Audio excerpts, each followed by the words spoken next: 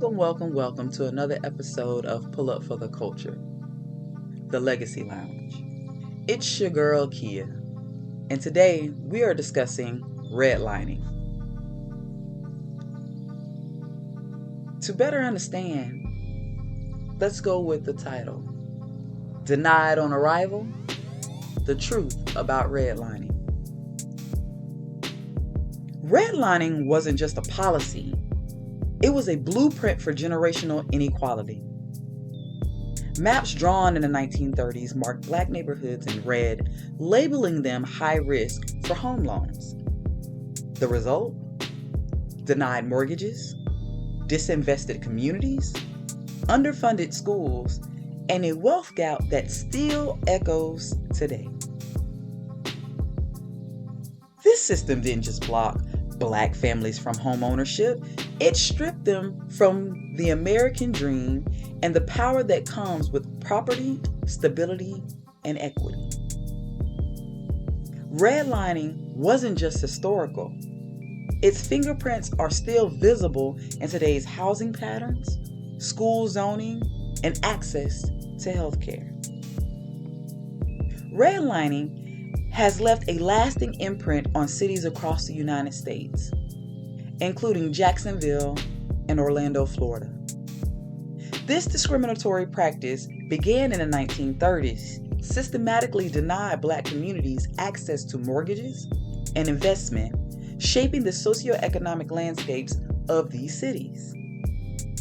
Let's take Jacksonville, for example.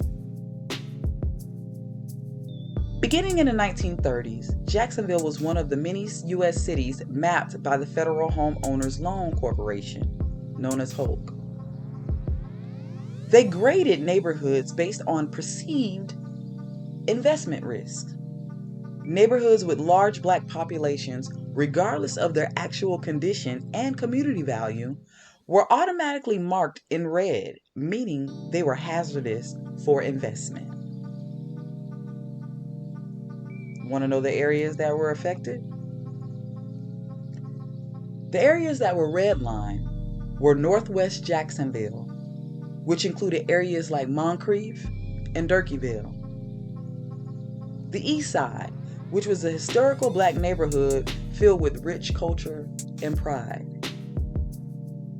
You also had the South Side communities, like Pine Forest and other areas near San Jose. These neighborhoods were denied access to federally backed loans, insurance, and infrastructure investment, while white suburban developments received generous support. The long-term impact of redlining established that black families were locked out of home ownership, one of the main avenues for building wealth in America. While white families purchased homes and passed down equity, black families in redline zones were stuck in cycles of renting and systemic poverty, creating generational wealth loss. Once the neighborhoods were redlined, they were intentionally denied public and private investments. Streets crumbled, schools were underfunded, and property values stagnated, thus fueling economic decline that continues to persist today. This furthered the neighborhood disinvestment. It also created health and environmental injustices. Studies show that formerly redlined neighborhoods in Jacksonville still experience high rates of pollution, food deserts, and poor health conditions and poor health outcomes. The disparity in life expectancy between redline and non-redline areas can be as much as 10 to 15 years. Today, these same neighborhoods have higher poverty and unemployment rates, limited access to quality grocery stores, healthcare, and education, lower property values despite gentrification pressures. In 2023, reported by the University of North Florida and local historians, they confirmed that redlining still casts a shadow on zoning, lending, and school quality in Jacksonville. Why does that matter? Understanding redlining in Jacksonville helps us see how racism was baked into the city's foundation, not just in words, but in policy. It's not history. It's a blueprint that still shapes the lives of Black residents today. Let's take a look at Orlando. Redlining Orlando wasn't just a set of discriminatory housing maps. It was deliberate and systemic effort to confine Black residents to a specific neighborhood, starve those community of resources, and shape the racial geographic of the city for generations. Orlando's most impacted city can be visible in the area known as Paramore. Paramore is a historical Black neighborhood founded in the late 1800s by formerly enslaved people. Despite being rich in culture, faith tradition, and local businesses, Paramore was designated hazardous by the Homeowners Loan Corporation in the 1930s. Reason being, because it was majority Black. The consequences of redlining in Paramore was that Black families were systemically denied home loans and insurance. Without access to credit, they couldn't own property or invest in their community.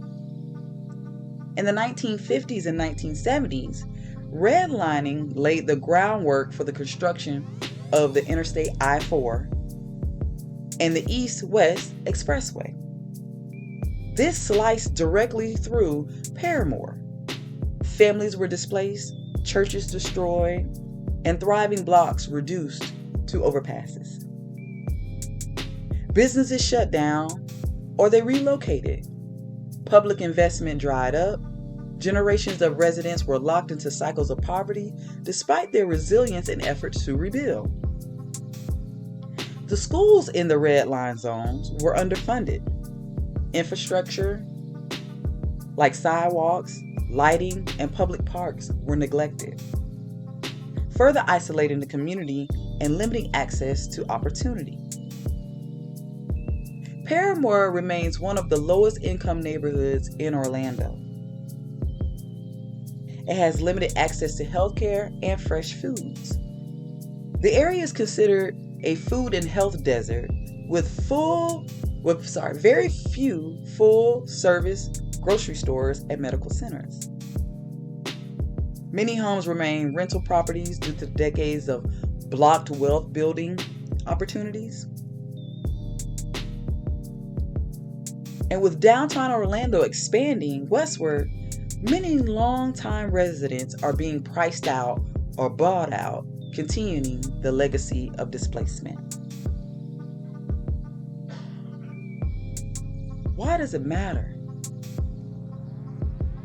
Redlining in Orlando didn't just affect where Black people could live.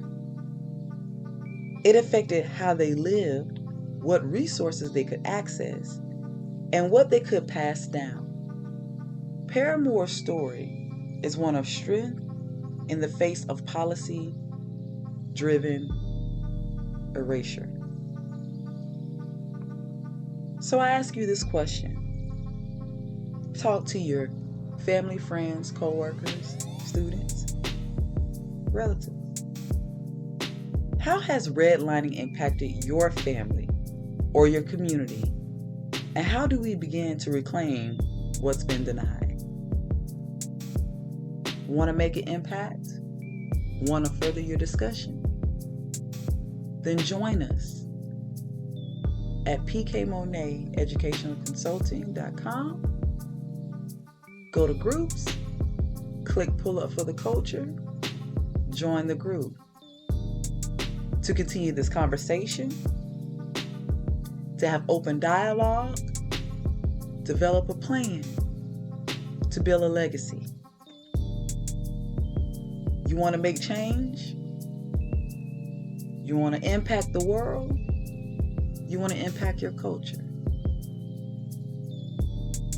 Then pull up to the culture.